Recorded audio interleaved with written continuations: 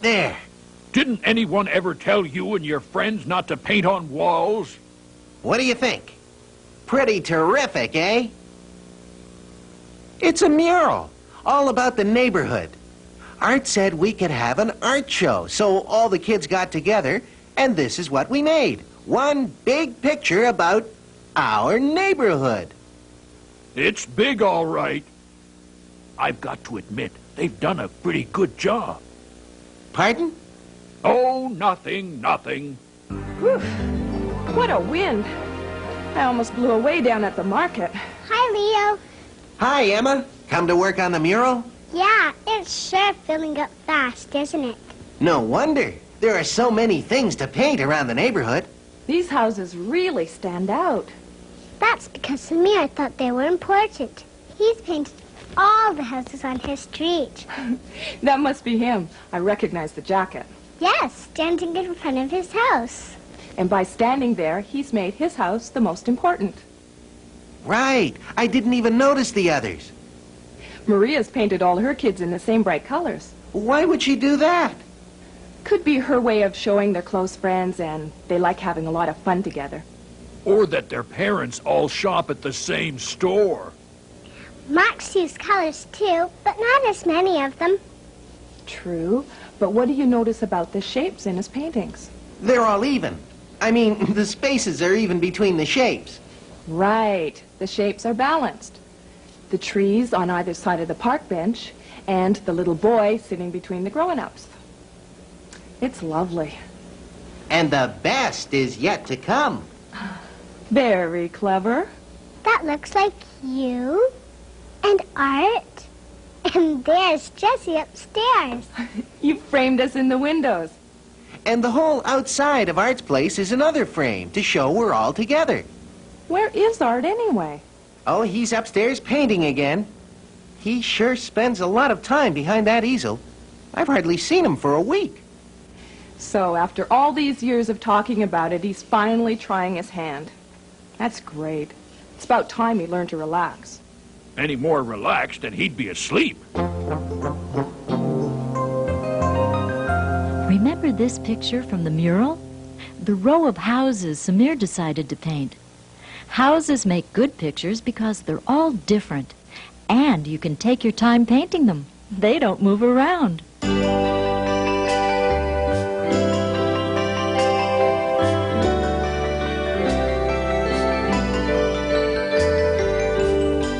At Maria's playground, everyone was having fun. But she could have shown things very differently.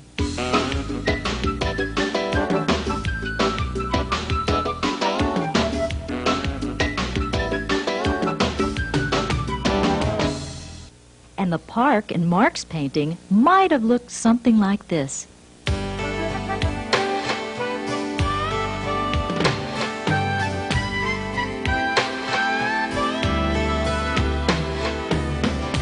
When you pick a scene to paint, remember, there are as many different ways to paint it as there are ways of looking at it.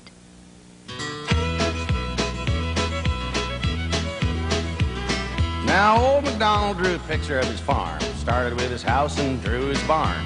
Drew his little pigs playing in their pen, a pasture full of cows and a haystack full of hens. Now his picture was looking just as fine as it could be, till he drew his old horse sitting in an apple tree.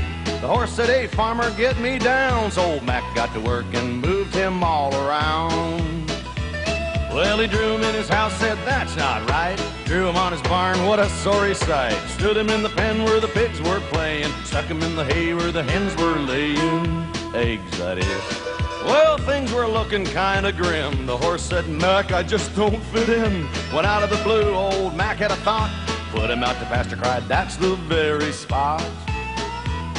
Well, the cows all agreed that's where he belonged. So Mac drew him there, get the picture, and the song.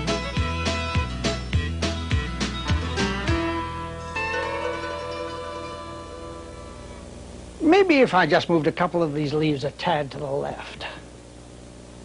Stop fussing, Art. Honestly, they looked fine just the way you had them. It's got to be perfect. There. Much better. How's the painting coming? Mind if I borrow a plate? Jessie bought us some fruit. Certainly not. You'll ruin the arrangement. It's taken me all morning. Could have fooled me. Looks like you've just dumped everything. That's the whole idea.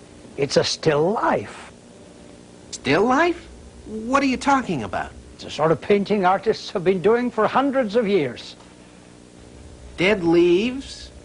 Old vegetables? Dried up flowers? Among other things. I mean, everything you'd ever want to paint is right here. Colors, shapes, the basket, the bottle, the round plate, the long oval ears of corn. And look at all the great textures. Oh, yeah. The crinkly leaves, the bumpy gourds, the wrinkled tablecloth. They've all got different textures. But let me show you a really famous still life. The one that got me interested. Not bad. Who's the artist? A Frenchman called Paul Cézanne. He did a lot of still life painting to show how everyday things could be put together to make one beautiful arrangement. The apples lead the eye from the basket, across the tablecloth, and up to the plate of bread. And look at the way he's tilted the bottle so it points back to the basket again. The picture makes a circle.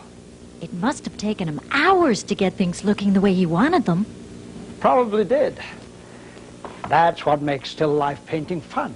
Making things look... Like they've just been dumped. Yeah, I guess that is the idea after all, Leo. Making them look natural. Well, time to get painting. Gotta warm up the old fingers first. What you need's a little fresh air. Uh-oh. Look what you've done. Oh, Leo, you've wrecked everything. Gee, Doodles, I didn't mean to. How did I know it was so windy outside? He's really upset, isn't he? Afraid so, Leo. And what am I going to do about that?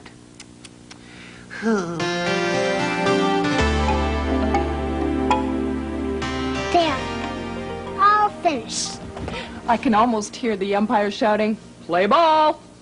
Just don't get any ideas about playing ball in here. I'm very fragile. Oh, Mirror. I try to fit in everybody on my team. Yeah, and the lines on the diamond join them all together. The beavers never look so good, especially Leo. Don't talk to me about that overgrown rodent. Now, Art, don't be like that. He didn't ruin your still life on purpose. He wouldn't have put you in his picture if he didn't think you were special. I never noticed that. Guess you're right.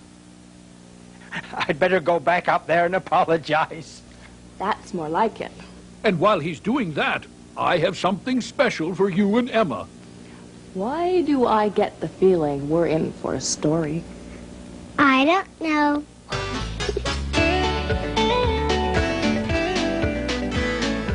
Way out in the country, deep in the heart of the woods, a band of beavers lived together in a big log cabin. Now, they all fitted in, except for one, and his name was Leonardo. Whenever the beavers had some fixing up to do, he always hit his thumb with the hammer. Whenever they went swimming, he was the only one who hated getting wet. And when they all sat down to a meal of twigs and bark, he asked for pancakes. Everyone used to tease him. Leonardo's not a beaver, can't chop trees and can't swim neither.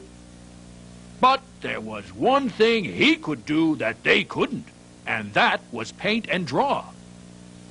And one day, very early in the morning, when the others were still asleep, Leo crept out of the lodge and headed off through the woods.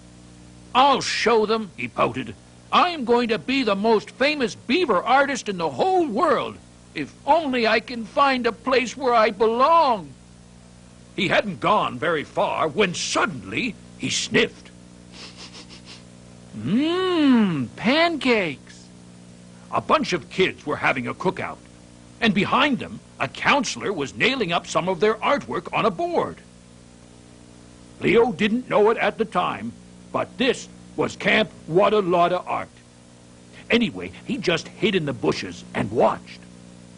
Oh, he thought to himself, look at that art. This is my kind of place.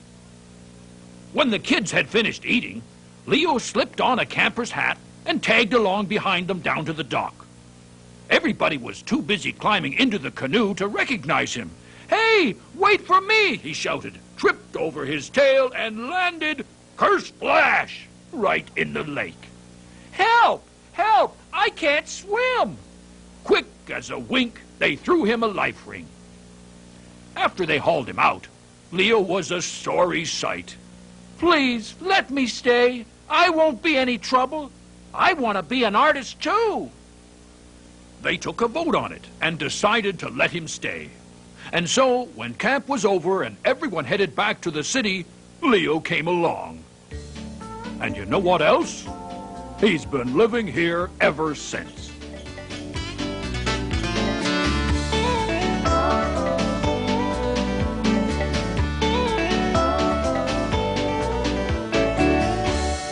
There we go. A bicycle built for two. Me and Leo. Once a kid, always a kid. I'm glad you're not mad at him anymore. Leo didn't mean any harm. Funny how painting calms you down, isn't it? But you know, there's something missing in this mural. The pictures all look great, but they're all separate. We need some way to join them together. Then this would really look like a neighborhood. I know.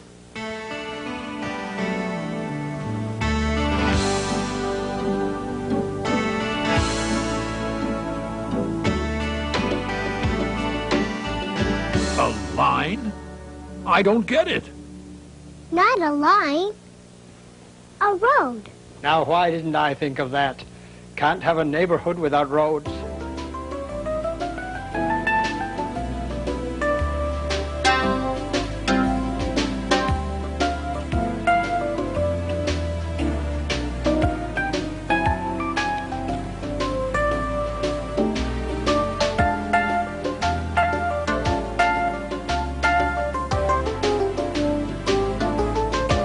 Here, Art. I made something for you. For me? A fruit face. Why, thank you, Leo. And I'm really sorry I lost my temper. Oh, please, let's not get mushy. Now that's what I call a happy arrangement.